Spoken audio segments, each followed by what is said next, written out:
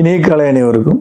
நமது மூளையின் நடுப்பகுதியில் ஒரு சின்னதாக பொடிசாக ஒரு கிளாண்ட் இருக்குது. அந்த கிளாண்டுக்கு பேர் வந்து பைனியல் கிளாண்டு.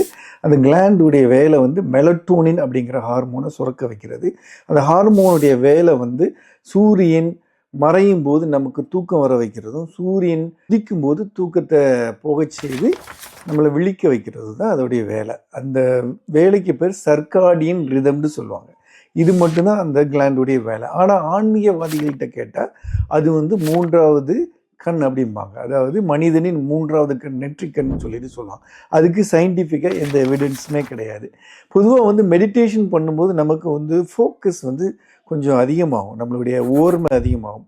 இந்த ஓர்மை அதிகமாகும் போது நம்மளுடைய பிரச்சனைகள், நிறைய பிரச்சனைகளுக்கு 1-2 பிரச்சனைகளுக்கு தீர்வு கிடைக்கும் மனசுக்குள்ளே. ஏன்னா மனசு அமைதியாக இருக்குது இல்லையா நம்ம மெடிடேஷன் பண்ணும்போது. அதனால் வந்து நாள் முழுவதும் வந்து நம்ம வந்து மைண்டில் வந்து நிறைய விஷயங்கள் ஓடிட்டு இருக்கும்.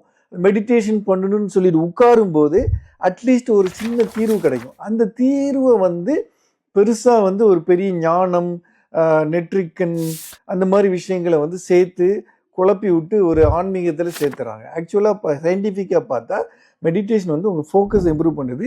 பைனியல் கிளாண்டு வந்து நெற்றிக்கண் கிடையாது, அது வந்து மெலட்டோனின்கிற ஹார்மோனை சுரக்குது.